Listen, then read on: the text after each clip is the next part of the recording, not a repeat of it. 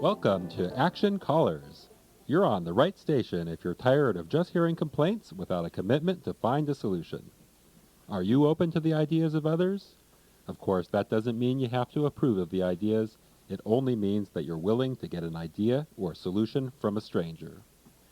Actually, you can call if you have a complaint and are willing to be coached by our community changemakers to turn your complaint into a solution. Our host and action coach is Dr. Reva Camiel, a psychotherapist in private practice in Sacramento, California. Here's Dr. Reva. Yeah. Yes, hi, this is Reva, and I'm very excited today to bring you two community activists with each of them over 60 years of working and fighting for causes that they feel are important to our community, the planet Earth. We are so fortunate to have these two compassionate, committed men and woman, as our coach today on Action Callers. For those of you with us for the first time, Action Callers is committed to bringing change makers, people who have seen problems to be solved in our communities and have taken action to alleviate those problems.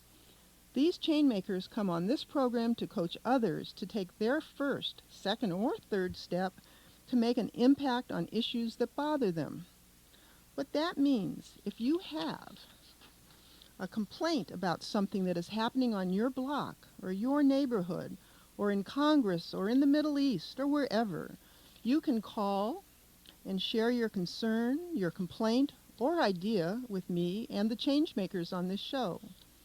We will support you in taking your first step in turning your complaint into an action that might impact that problem. My life has been about being coached and coaching others to look for solutions that will make their life on this planet more fun, more satisfying, adventurous, and meaningful. I believe ideas and collaborative problem solving, working together for a win-win solution, is about one of the most exciting adventures I've been on. I urge you to call right now and share your ideas with today's changemakers, Lefson, and with me, Reva Camiel, and Ruth Hulfman. And you can call us at 916-456-5199. Don't miss an opportunity to talk to two people who have had, each of them, over 60 years each of working on projects. Call with your projects that you're excited about. You can be part of the solution rather than being part of the problem. Call us now at our open line at 916-456-5199. We, our changemaker, guests, our listeners, and myself will be your team for supporting you in taking your first step to turn your complaint into results. Our first changemaker that I'd like to introduce today is Lefson, a compassionate man who has been and still is working as an activist in our community and in the communities of other places. His work affects people all over the world. And I think his goal, he hasn't said that exactly, but it's bringing humanistic solutions to nitty-gritty problems. So would you say a few words about how you happened to become an activist and when you started this in your life? First, thank you very much for inviting me to this program. I'm very happy to share my experiences with your listeners. I suppose what started me off as an activist was an experience when, at the tender age of about 16, when I was living with a sister and her husband in Brooklyn, New York, many, many years ago. And I happened to pick up a copy of The Nation magazine, one of the most venerable, liberal magazines in the United States, which goes back to 1965. 1865. 1865. I didn't know that. Right. Were you born then? No, I wasn't even a gleam in my great-grandparents' eyes. But it started me thinking about how one person could be a catalyst in a community or in a much larger arena. And I began to see myself not only as someone living, let's say, in Sacramento, but more as a citizen of the world. How did you get to reading that magazine to go from an article in a magazine to feeling like a citizen of the world? Well, How'd that happen? the way that happened was that at the time that I picked up that magazine, we were in the midst of the Great Depression of the 30s, and there were 25 million unemployed people, and we were in really desperate straits. So it was natural for any a person with awareness to want to do something about that. And so I got involved in meetings, in demonstrations, in all kinds of activities related to organizing people in order to achieve particular goals. And there were some mighty urgent goals in those days to be achieved. Okay, I'd like to just take a second and introduce Ruth here, Ruth Hulfman, who has also been an activist, she says, for 63 years. And I'd like to know the same thing from you, Ruth. What got you involved in your first project? Well, when you talk about 63 years, it just means we have to go back, don't we, Leon, until we're 15 or 16. Exactly. So that's why I put that number on it. Because I came up in a family that was devoted to what we call the greater good. And your life was supposed to be one of service. What wasn't oppressive is just that, that was the thing to do.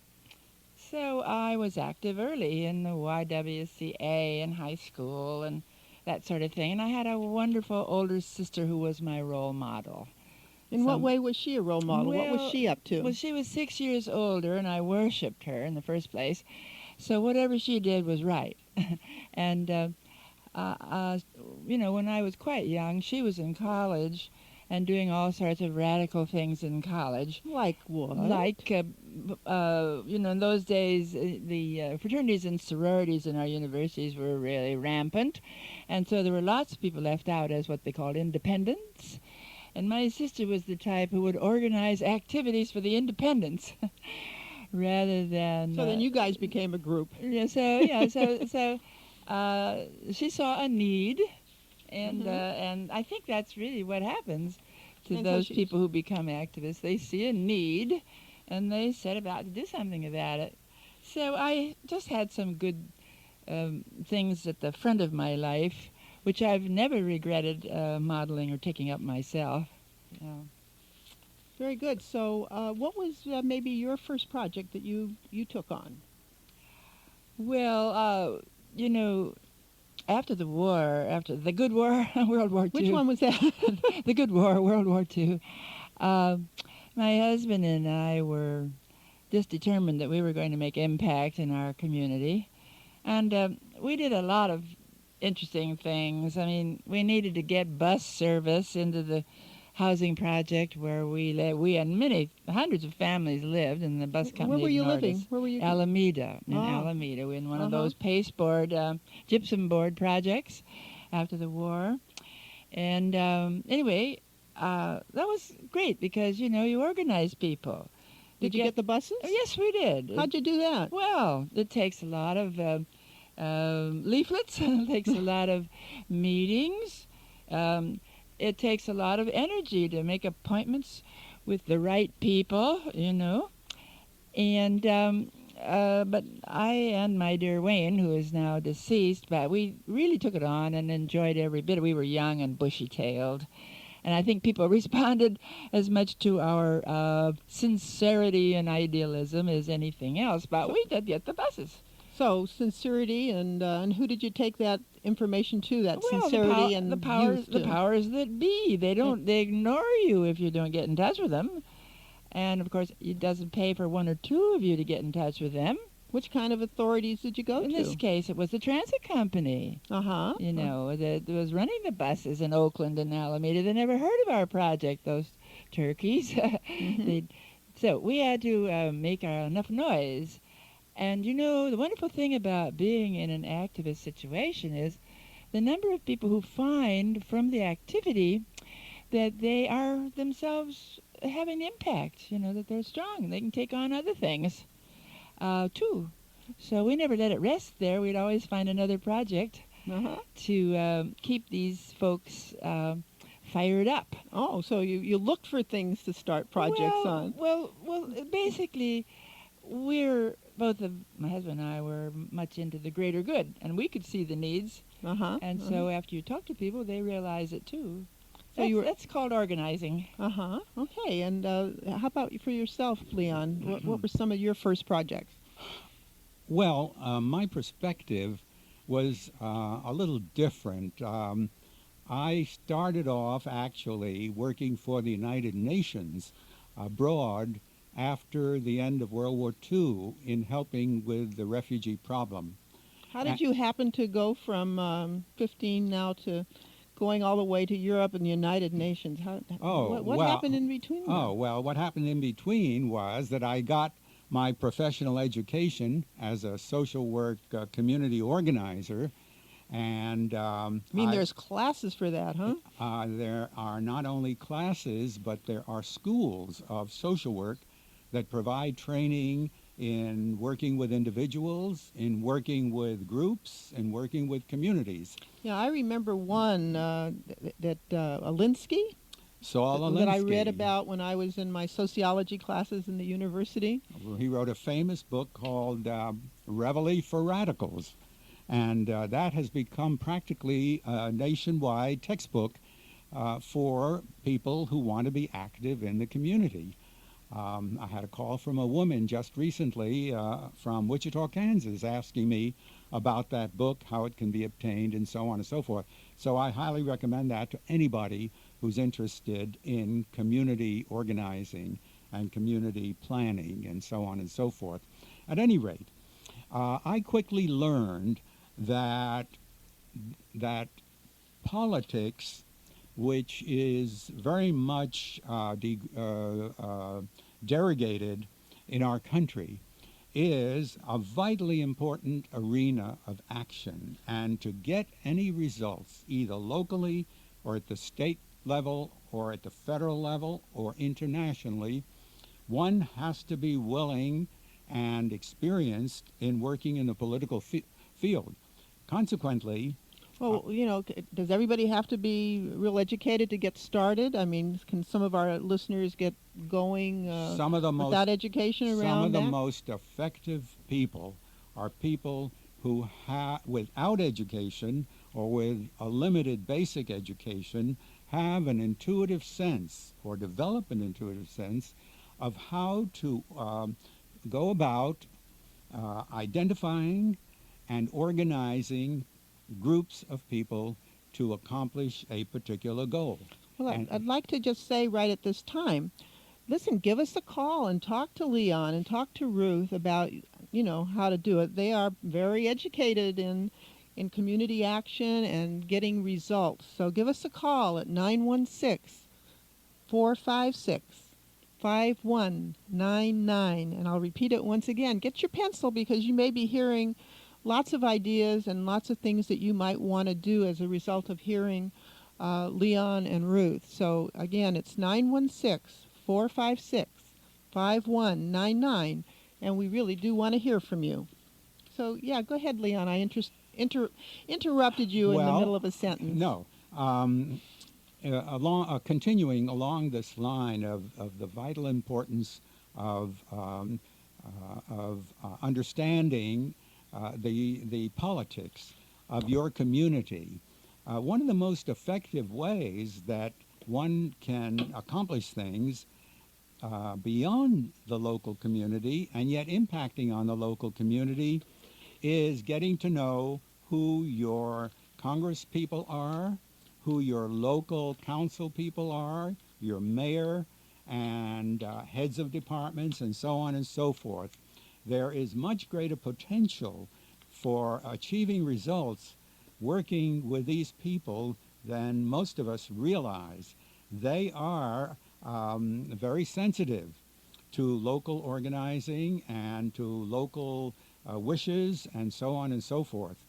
So regardless of the importance of all the other factors that go into being an effective citizen, never forget the political scene out there and what needs to be done in order to affect change. Well, have you ever called like a councilman or a Oh, mayor? I've done it many And times. do you and get them I've, on the phone? I a- mean, a- will their secretaries let you well, through? sometimes, but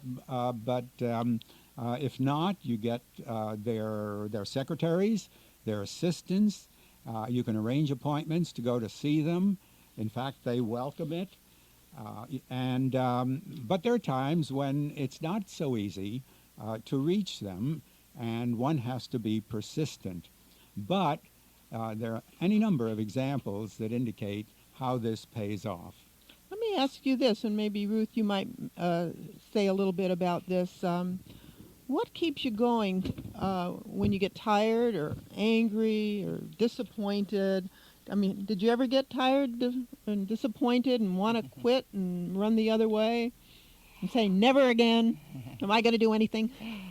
Well, there's this old joke out there that I love humanity, but I can't stand people. Yeah, my husband used to say that. And when you're organizing or doing community activist work, you just really have to appreciate people for In all whatever they bring to the project.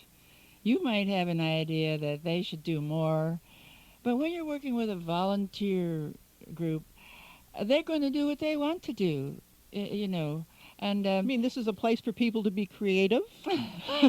well, I mean, they will do as much as they want to do, and you really can't get people to do more than they want to do, and you should be happy they want to join at the level that they are joining. I want to tell a great story. My husband Wayne was such a great organizer, and many people know he's known as the father of light rail in Sacramento. I mean, we worked on that campaign since 1975, and it didn't open until 1987, and it's still going and expanding. But one of our colleagues or community people who worked with us early in the campaign laughs now, and she says to me, when I met Wayne and he said, well, would you like to join the Modern Transit Society? That was the name of the group pushing this. She said, well, that sounds interesting. I'll join, but I can't do anything. She had a busy professional job. She said, in 3 months, I was on the board of the Modern Transit Society, and in 6 months, I was appearing before the city council and haranguing and carrying the message. Now, I give this only as an example, not of her development, but of the way my husband developed her, because he accepted her on her grounds, and then she gradually made her own decisions about becoming closer to the project and doing more, and she was very effective. Yeah, you kind of get hooked in, and then you begin to see what skills you do have. That's pretty basic to organizing volunteer groups, is that you accept them whatever they want to do, even though you've got glorious things in mind that you would like to have more. Yeah, like there's such things to do in a volunteer organization like type.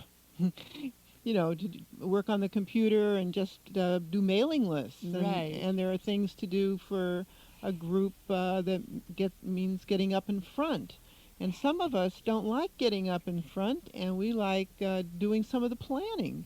And so there's a place for everybody in there. Well, that's very true, and especially among adults. That is a thing. We need to respect each other. I guess that's the essence of it. So you're thinking that with respect and really liking people, it helps you not get burnt out. I think so. If you and don't, I've made such dear friends, you see, as we all do in these things, that you can depend on them to pick you up. So there are these friends too that you get in these organizations. Sometimes lifelong friends. Lifelong friends. It's true. Yeah. It's been very true for us anyway. Well, very good. So what I'd like you to think about before we go for the break here is Leon, if maybe you'd share with us some of the things, do you think quiet, introverted people can be effective in community action? And have you ever been tired, angry, or disappointed? And we'll be back right after the break. Community Radio for Sacramento, The Voice.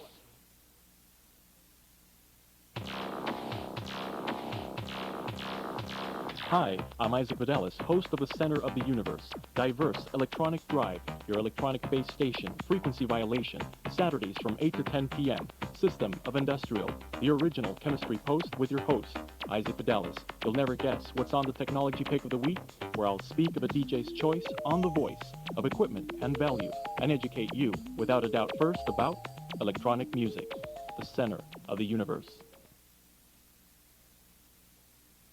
Jason died in a car accident on April 3rd, 95.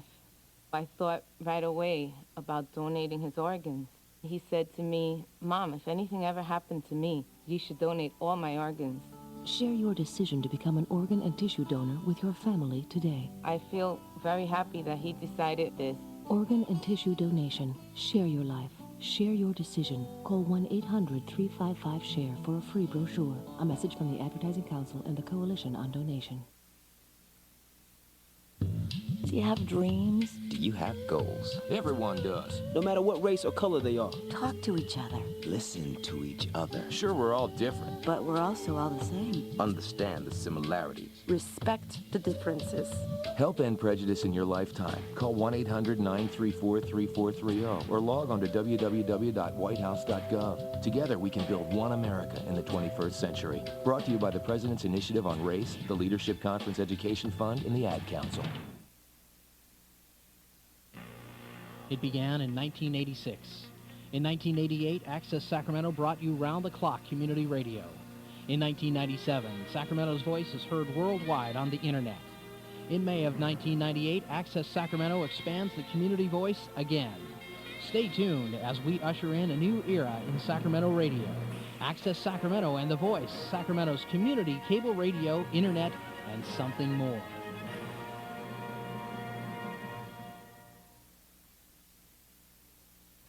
Hello, I'm Shane Carpenter, Program Manager of Sacramento's Voice. We at Access Sacramento are embarking on a grand adventure to bring local community radio back home. We've created a radio station that reflects the cultural enrichment of Greater Sacramento, and you can help. Call 456-5199 anytime and tell us what your community is doing and how we can help. Sacramento's Voice is your voice, together creating community radio. This is The Voice.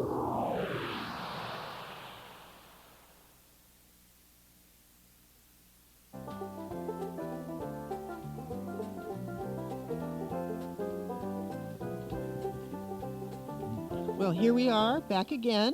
I'm Reva Camiel, your host, and our guests are Leon Lefson and Ruth Burkhart. And you can give us all a call at 916-456-5199, and we'll be looking forward to hearing your questions and how we can support you. And if it looks like we're busy talking and enjoying each other's company, we are. But we'd also like your company, and we'd like to hear what you have to say and give you some support in what you're doing. So right now, back to Leon Lefson, who's been an activist in Sacramento for a very long time, and he'd like to tell us a little difference between activists and what was the other one? Social activism. An activist and social activism. Yeah. Okay, would you do that? There is a difference. One can be active in the community or active outside of the community. If you're a golf player or you're interested in athletics, you can be very, very active. But I make a distinction between that kind of activism and activism in terms of the community and in terms of whatever other major interests a person may have. Now, in my own case, I have been active mainly in promoting local affiliates, local organizations that are part of a much larger whole. so that in the three areas of my major interests, which happen to be peace, social and economic justice, and human rights, I have been involved in helping to organize and promote the local chapter of Peace Action, which is part of the largest peace organization in the United States today. What are they doing today? What are they doing? They are working very hard to try to change the point of view of the Congress on the Comprehensive Test Ban Treaty, which failed to get the necessary approval, even though President Clinton has been pushing it real hard. And this is the major focus at the present time of Peace Action, along with monitoring all kinds of legislation in the Congress that in one way or another has to do with the military, with nuclear weapons, and so on and so forth. In addition, let me ask you this. Can other people join you in Peace Action, or is it a closed circuit, or what? The local Peace Action chapter welcomes the interest and the participation of the general public. And do you have the phone number? Yeah. And my friend here, Ruth, has the phone number, which is 448-7157. Repeat that one more time. Yes, the phone number is 916-448-7157. Our local chapter is always on the lookout for citizens who are interested in this area to volunteer and to participate. In addition... Any age limit or anything like that? No age limit at all. In fact, the younger people of whom we don't have enough are encouraged to contact Peace Action and to take part in its program and activities. In addition, as far as my own interests are concerned, I am involved with an organization called the Middle East Peace Project, which is concerned with the problems of peace in the Middle East, particularly between Israel and the Palestinians, and which has a local chapter here, which is part of a network of similar groups around the country. Then we have another organization, the Central American Action Committee, concerned with the problems of Central America, and so on and so forth. Why should we be so interested, Leon? Maybe tell our listeners why we should be interested so much in what's going on in Central America or Israel or, far-off places. What has it got to do with us? A very relevant question. The reason we should be interested is that today, after the collapse of the Soviet Union, there is only one superpower left in the world, and that is the United States. Financially, militarily, culturally, we are today the dominant power in the world, and therefore, naturally, every American who is aware, who is alert, knows that what we do has a great impact on the rest of the world. And so our policies toward Central America are policies that affect the welfare of millions of people there. The same applies to the Middle East. The same applies to Africa and Asia and so on. So there are a number of groups in Sacramento that focus in these areas. Okay, we're going to take a little break in a second. It'll be a real short break. Ruth, do you have anything to add to just what, and then we're going to, I think we're going to tune off right now, and we'll be right back. The Voice is 88.7 Cable FM and KYDS 91.5 FM Sacramento. Okay, here we are back with Ruth Hulfman from some of our community activist organizations here today, who has 60 years behind her in activism. I want to underscore Leon's little speech there about Peace Action. It had many names, those of you who are new to this area of thinking might not realize that it started out in 1981-ish, around then, as the Sacramento Nuclear Weapons Freeze Campaign. And at a later time it was called Sane Freeze. And another time it was called Campaign for New Priorities. It's all the same people. Mm-hmm. Why do they keep changing the names? Well, the Sane Freeze was a merger. You know, our groups are not averse to mergers when it's valuable to increase your size. So that was one reason. And then there was a time when they thought, well, the mission wasn't clear unless we made it clear that we wanted new priorities on the military budget, so forth. Well, this being a democratic organization, democratically run, I mean, there was always uproar at the national conventions about names and programs and so forth. Anyway, the result, though, of all of our going back and forth with each other has been that Peace Action has survived in this area of public concern as an organization, and we have lost the Sacramento Peace Center, we have lost the Sacramento Religious Community for Peace, we have lost various other groups. So I just wanted to be sure that you knew that persistence does pay off.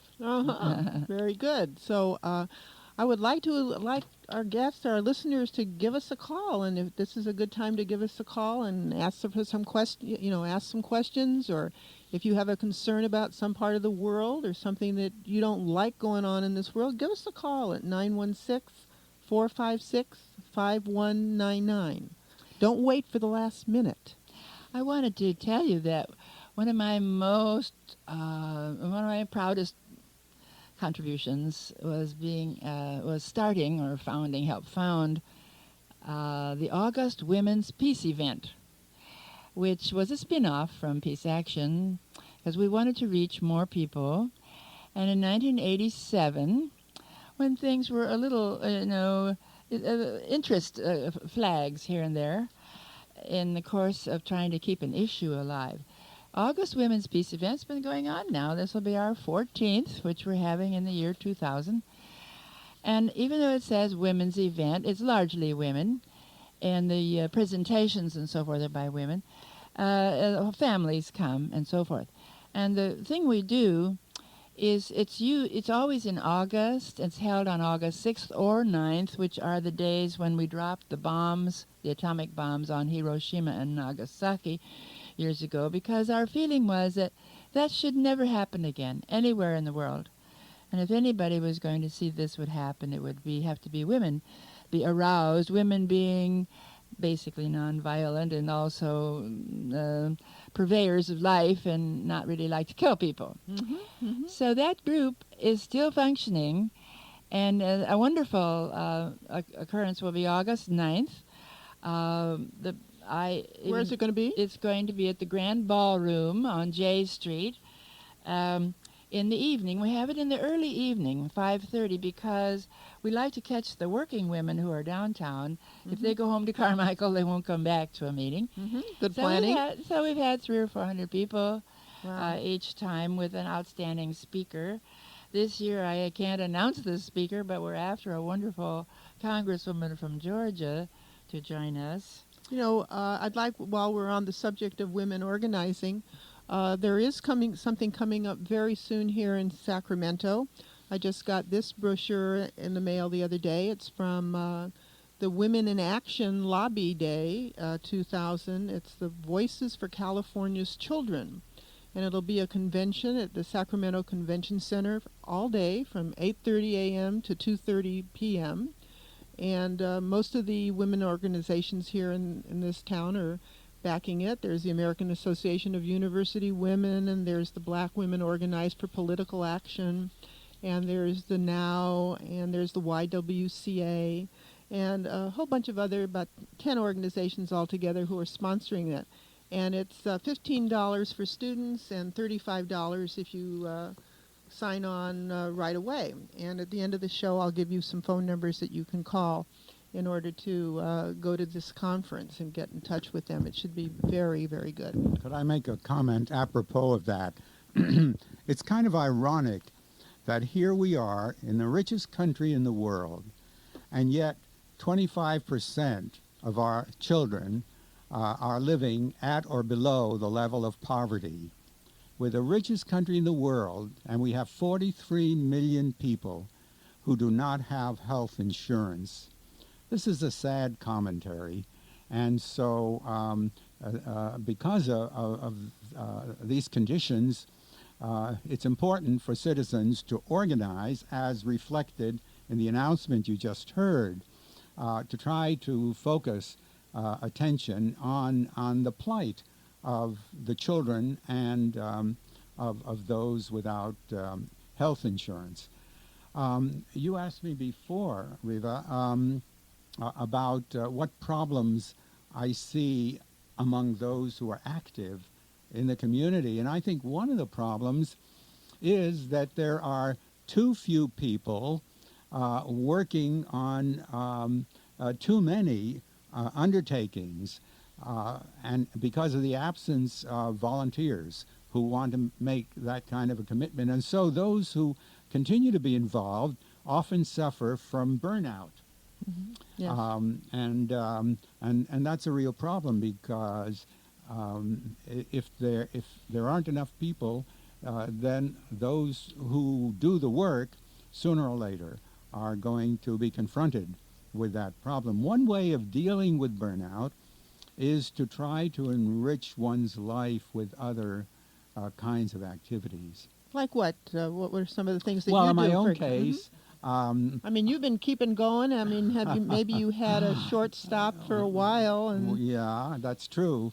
I've had some burnout also. Almost all of us have, but I try to minimize it by having some hobbies. One of which happens to be music, and so in my spare time, I play the piano with other musicians, and this is a wonderful kind of therapy, but there are many, many other kinds as well. And here, Ruth is here. You know, one of the great values to a lifelong commitment to activism are the wonderful people you meet.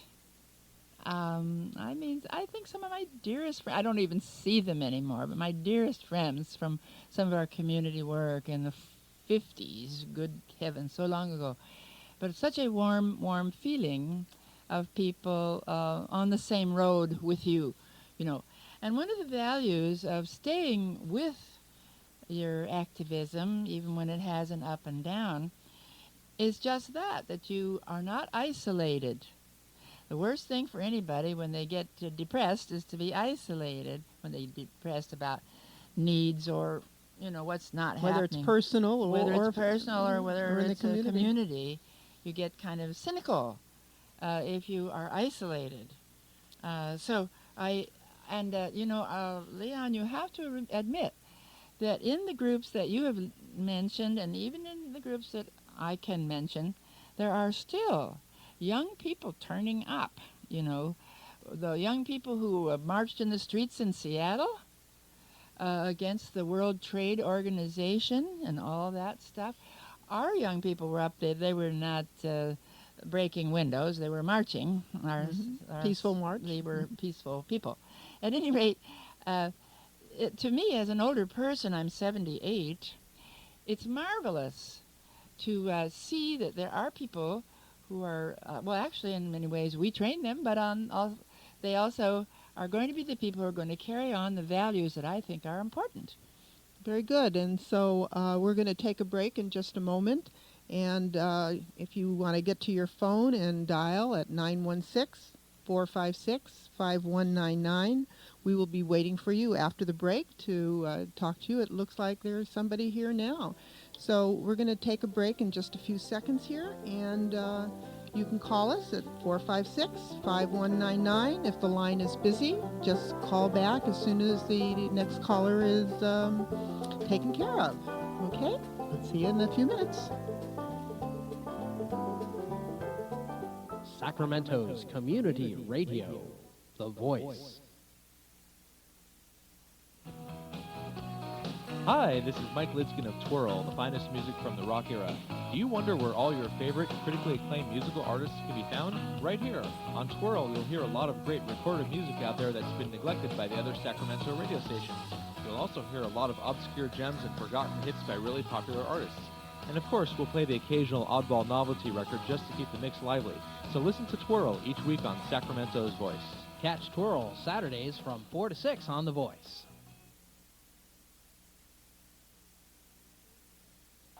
Here's the throw to third. Williams with the tag. O'Neal is safe. Hey, Matt. Yeah? Do you remember when we were talking about raising academic standards in our kids' schools? Yeah? Well, I called and I got this booklet.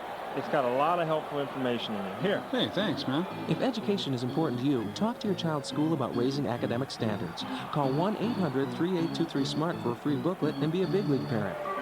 Hey, I'll see you. Hey, Paul, that's the wrong way. I know, but I forgot to drop one off at second base. Brought to you by the Education Excellence Partnership and the Ad Council.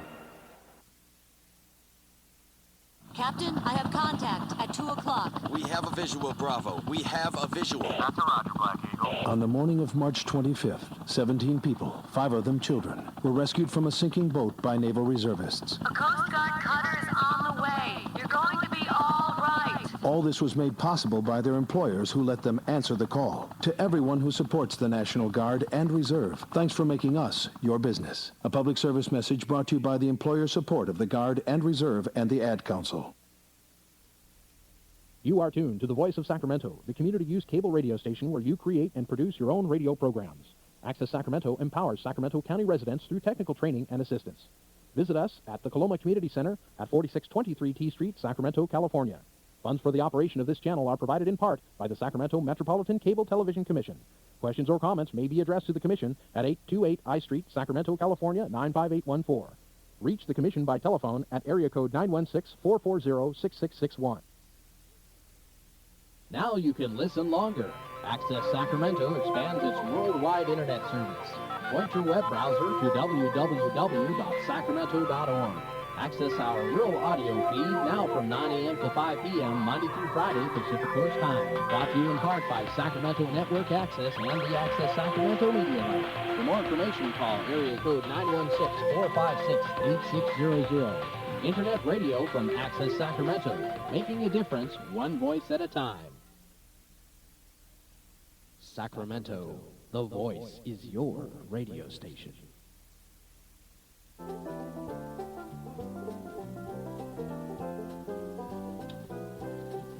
Okay, we're back from our break, and you're on Action Callers, and we have our two change makers, Leon Lefson and Ruth Hulfman, who are community activists, social activists, and have been, each of them, for over 60 years. And they're still out there doing their work. And I understand we have a call. Dennis, are you there? Yes, I am. Oh, great. How you doing today? I'm doing fine. What is your question? And I may have to repeat it to our guests. So, well, I have a comment, actually. You have a comment, We're going to okay. have a protest of sorts in Washington, D.C. on April 16th and 17th. April 16th and 17th, you have a protest? What's that? You said April 16th and 17th? 17th, yeah. It's going to be protesting the IMF and the World Bank. You're going to be protesting the World Bank? Well, I'm not, personally, but there's going to be a there's going coalition to be of groups there. In Washington? Washington, D.C. Washington, D.C. 17th, yeah. Well, get your plane tickets from from those airlines and get them early. Well, actually, you don't go through the airlines. I think there's some coalitions of groups out of San Francisco and some of the other organizations that put together the protest for the WTO, and they're sponsoring bus trips back there. You can hook up, and it might be even carpools. Wow. So how much? You know how much stay away something from like that might cost? The capitalist airlines and feeding that. Mm-hmm. So you could hook up that way. Great. And did you have any experience of listening to Ruth? And you yourself consider yourself an activist? You've just been an activist. I have been an activist for a long time. I was with Sane Freeze. Uh-huh. That was when they were protesting Rancho Seco. Uh-huh. And they used to do a march from the Capitol steps out to Mayfair Air Force Base every Easter. Mm-hmm. Protesting the nuclear weapons that they were being stored out there on the B-52s. Used to do that all the time. Went down to Diablo Canyon Nuclear Power Plant a few times protesting that. So tell me, what did you really enjoy about doing these protests, and how come you've stopped a little bit at this time? What did I enjoy about it? Well, you're together with people of like interest and a like opinion, so it gives you a little. It empowers you to a degree that you're not the only person out there expressing these concerns, and you feel very comfortable within that group and that power structure. So then it gets you to go out and being able to do other things.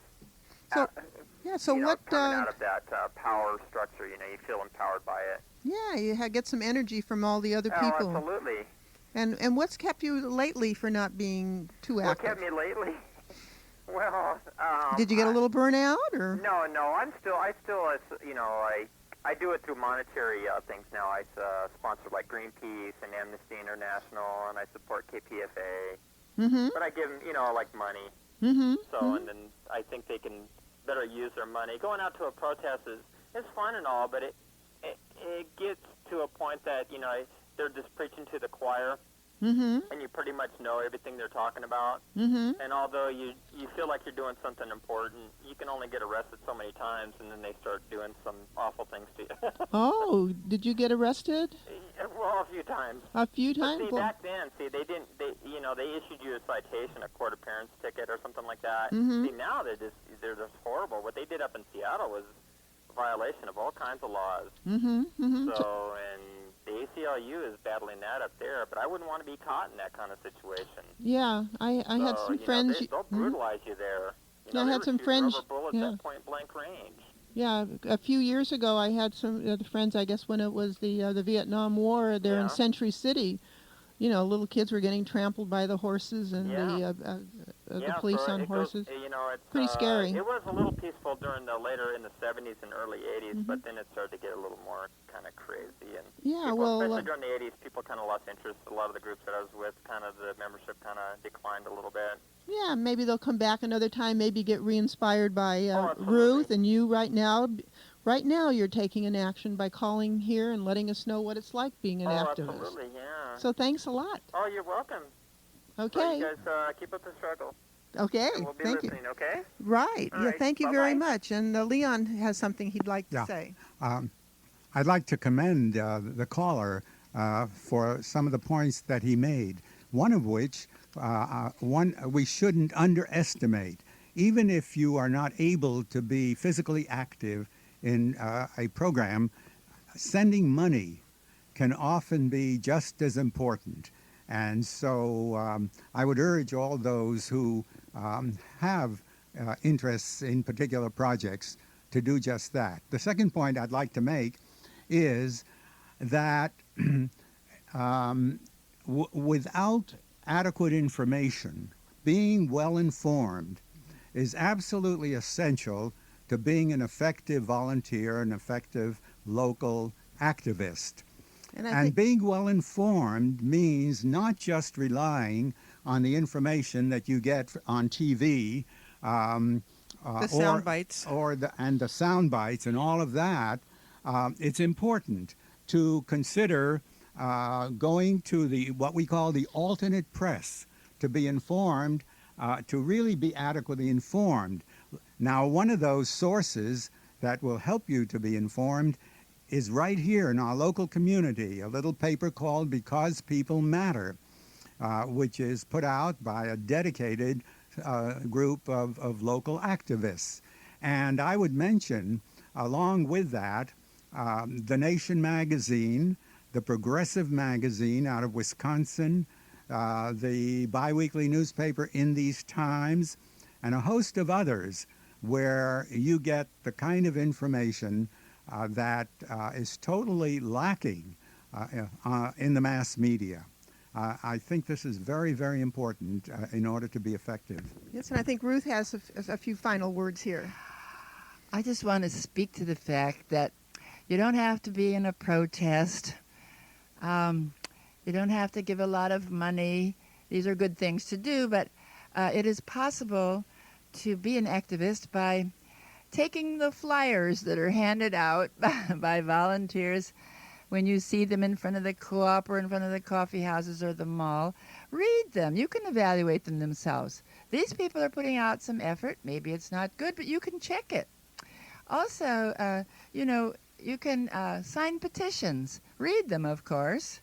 But, I mean, there are things to do even when you don't want to commit hours and hours of your life, but you can support. Awfully important. Very good. And there's so many things that people can do. And then you can join groups that are already there. You don't have to create your own. There are many groups, as you've said here today, that need support, and they need some new blood. It doesn't necessarily have to be young blood. It can be older blood. People who are ready to, maybe recently retired people, and you're looking for something that has meaning in your life, like you had in your work over the years. And so just look in all these different handout newspapers all over our community. Our coffee houses have so many of them, and you'll see many things that you can do. So at this time, I really want to thank you, Leon and Ruth, not only for being here today, but I do thank you for being here today and talking to our listeners and talking with me. I get re-inspired every time I'm with you, Leon, and Ruth is a person I just met today. She's a good friend of Leon's.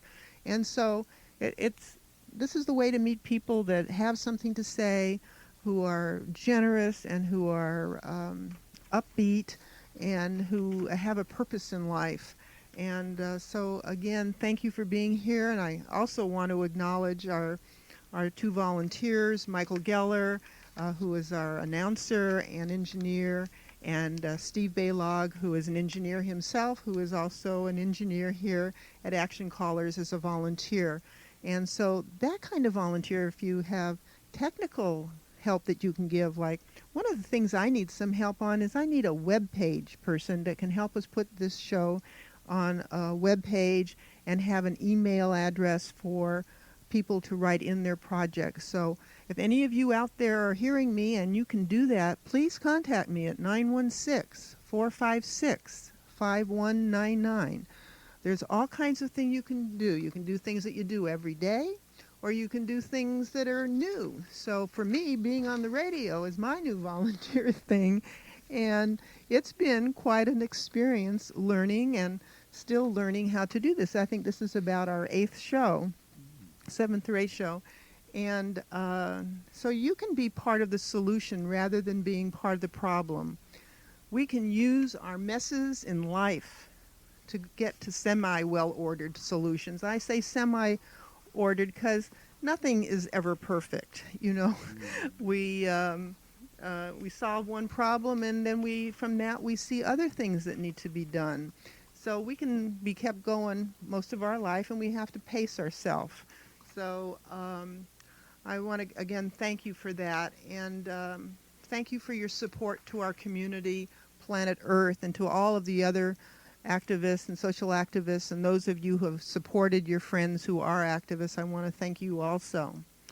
So I'd like you, if you would, tune in next week for more great ideas for making positive change in our community. Our next change makers are more local in their work.